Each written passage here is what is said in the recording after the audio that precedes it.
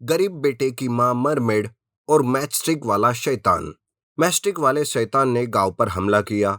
वो शैतान छोटे छोटे बच्चों को उठा रहा था।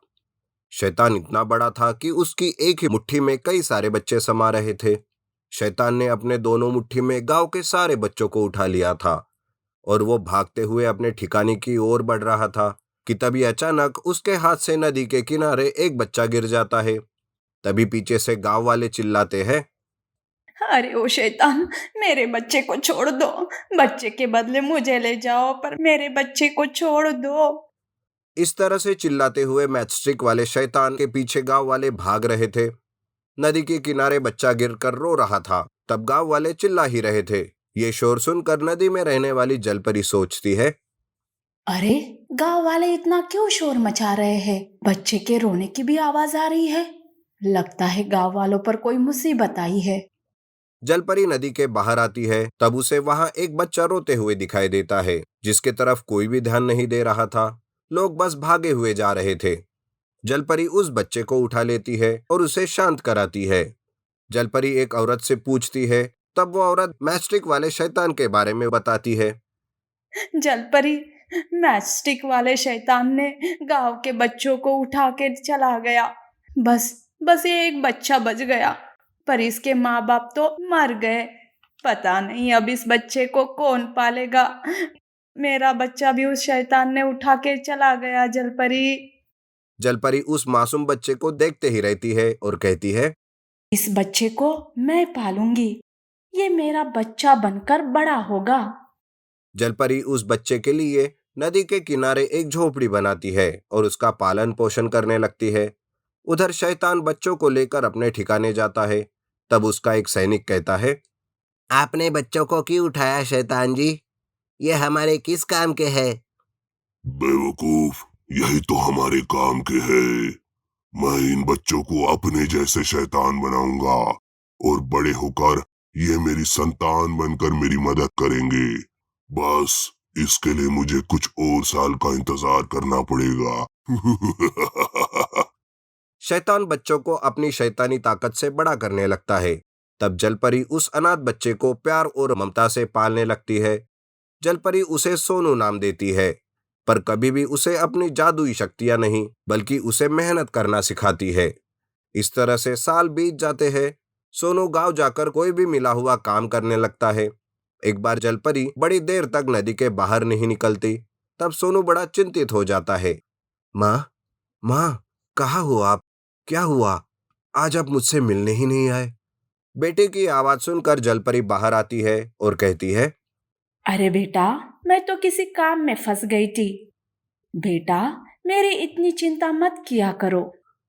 बेटा माँ की चिंता नहीं करेगा तो किसकी करेगा माँ?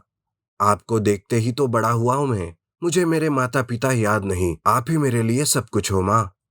इस तरह दोनों की बातें चल रही थी कि तभी गांव से अचानक शोर की आवाज आने लगती है।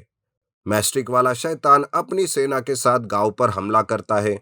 ये तो अजीब ही था कि गांव के बच्चे ही शैतान बनकर गांव के लोगों को मार रहे थे। सोनू भी वहां चला जाता है और वो सबको रोकने की कोशिश करता है, लेकिन रोक ही नहीं पाता। मैस्टिक वाला शैतान सोनू को मारने ही वाला था कि तभी जलपरी वहीं से जादू से शैतान को रोक लेती है। सोनू भागते हुए नदी के किनारे जाता है। तब जलपरी कहती है, बेटा, कुछ सालों पहले इस शैतान को नहीं रोक पाई थी और ना ही कभी तुम्हें मेरी जादुई शक्ति दिखाई थी। पर आज इस शैतान को मारने के लिए मैं तुम्हें ये जादुई छड़ी दे रही हूँ। इससे वो शैतान मर जाएगा और सालों से शैतान के कैद में फंसे बच्चे अपनी असली रूप में आ जाएंगे। जाओ बेटा, जाओ, उस शैतान को खत्म कर दो। सोनू जादुई छड़ी लेकर शैतान के पास जाता है और उससे लड़ना शुरू करता है।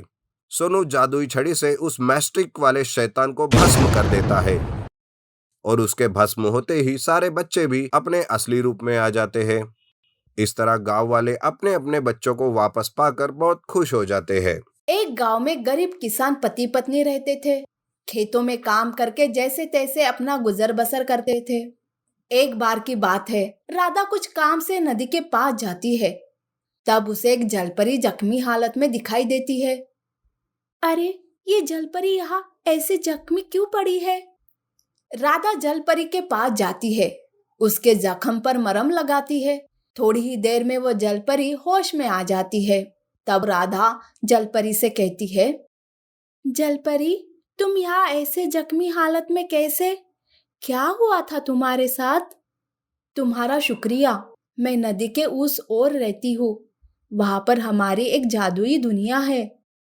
पर पता नहीं कहाँ से एक मैचस्टिक वाला शैतान आया और उसने हम सब जलपरियों को कैद कर लिया।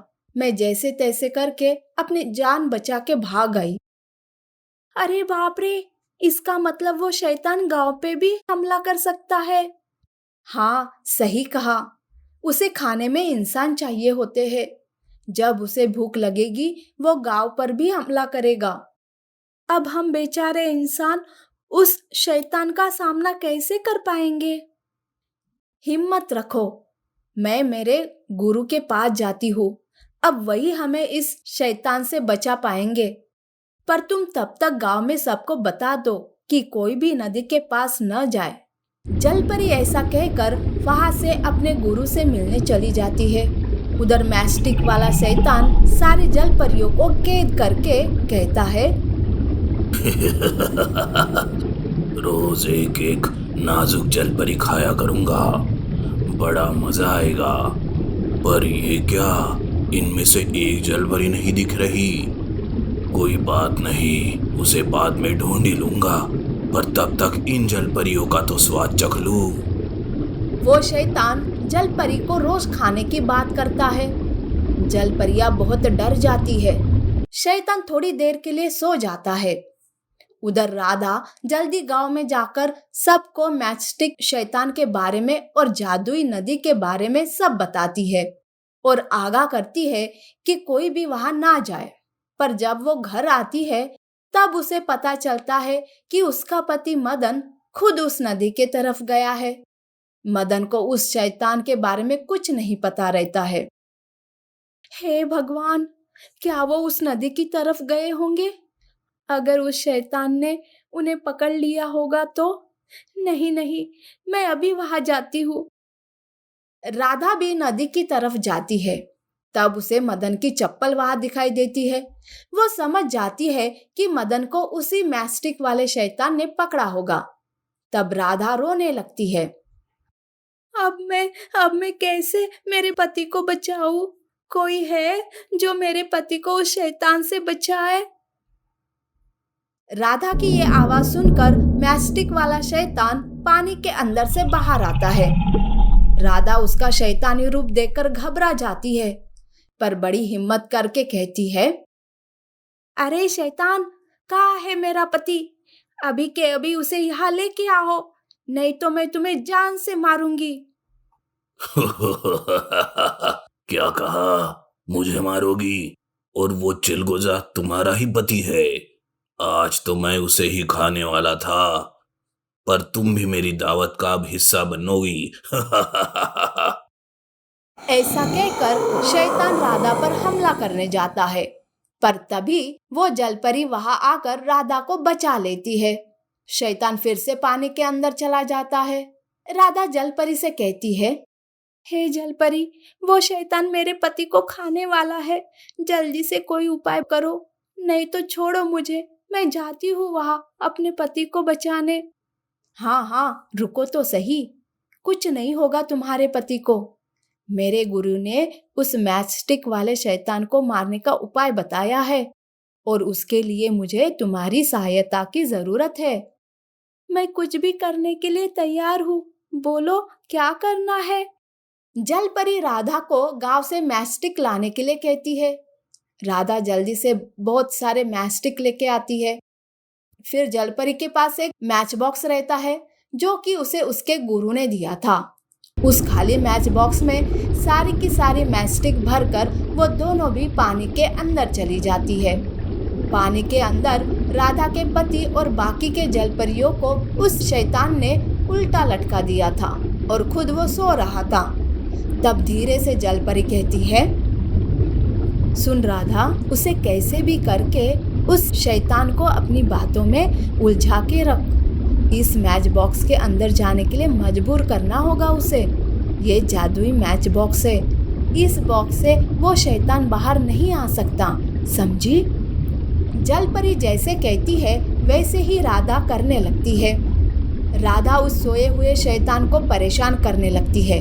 उधर जलपरी मदन और जलपरियों को छुड़ा लेती है। तब शैतान जाग जाता है।